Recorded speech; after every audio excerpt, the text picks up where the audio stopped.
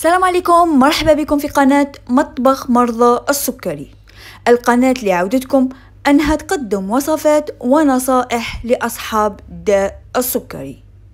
اليوم إن شاء الله راح ندير معكم وصفة مادلين بالتوابل، وهذه التوابل راح يعطوا فائدة وذوق مميز لمادلين.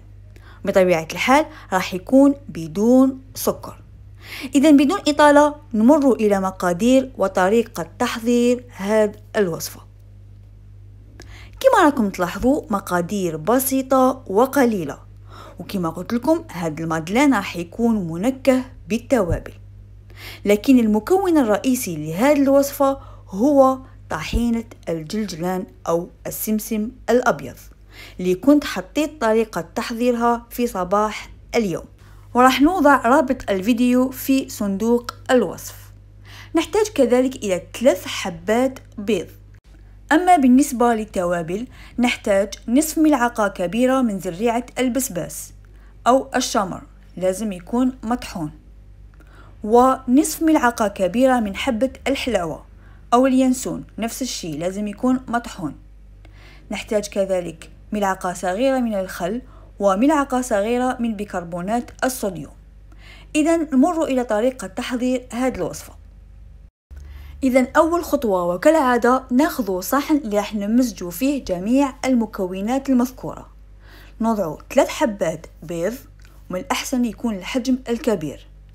نضيف له كمية قليلة من الملح أو قرصة ملح مع ملعقة صغيرة من الخل الأبيض.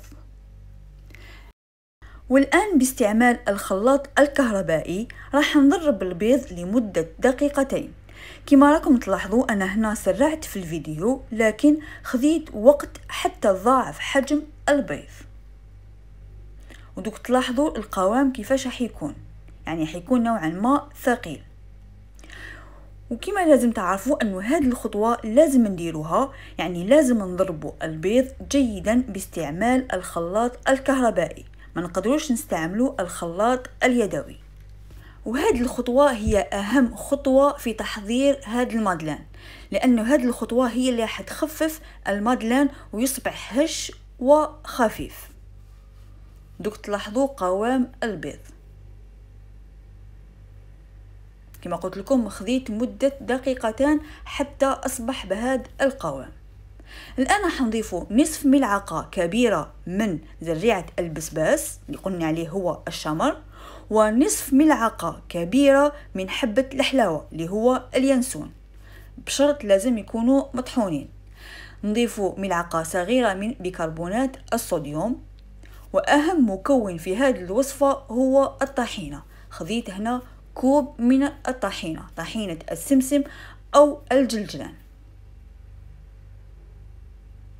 إذا بعد ما نضع الطحينة راح نستعمل كذلك الخلاط الكهربائي، يعني مدة ثواني فقط باش ما نضيعوش قوام البيض اللي تحصلنا عليه.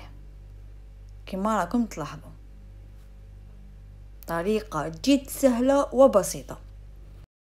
والآن بعد ما مزجنا جميع المكونات اللي ذكرناهم وتحصلنا على هذا القوام، راكم تلاحظوا الخليط كيفاش أصبح. وما ننساوش أنه الفرن أنا مجدينه على درجة 180.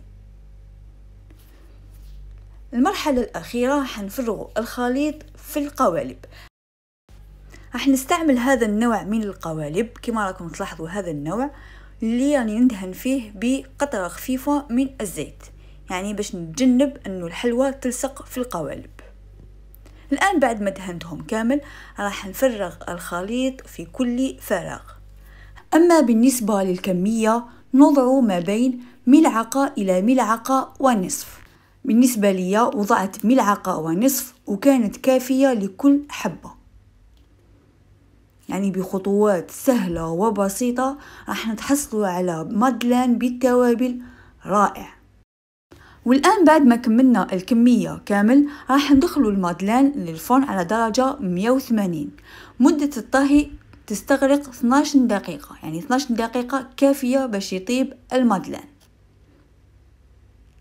بعد مرور 12 دقيقة بعد ما طاب المادلين شعلت الفرن من الفوق، خليته حتى تغير اللون تاعو كما راكم تلاحظوا.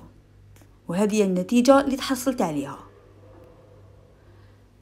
راكم تلاحظوا بعد ما نزعت كل حبة من المول راكم تلاحظوا النتيجة رائعة.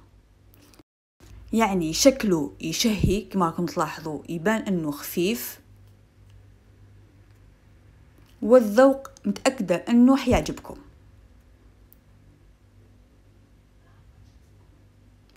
والآن بعد ما وضعت الحلوى مع كأس حليب، يعني أنا نفضل أنه نشربه مع الحليب، كما نقدروا نتناولوه مع الشاي، نتناولوه كلمجة، يعني ما بين الوجبات للأطفال، يعني تقدروا تاكلوه في أي وقت. نتمنى من كل أعماق قلبي أنكم تجربوا هذه الوصفة. اني متأكدة انه هذه الوصفة حتعجبكم وتعجب الصغار تاعكم اللي مرضى بالسكر، تعجب يعني اي انسان. الطحين اعطاه ذوق رائع، وبالنسبة للتوابل كما قلت لكم حيعطيهم ذوق وفائدة. راكم تلاحظوا يعني خفيف بزاف، روعة. نتمنى أنكم تجربوا هذه الوصفة وتكتبوا لي في التعليقات رأيكم فيها، وكما دايما نقولكم أنه رأيكم يهمني ويفيدني ويحفزني أكثر وأكثر. نصيحتي لكم كالعادة، تهلاو في صحتكم وفي والديكم. إلى اللقاء.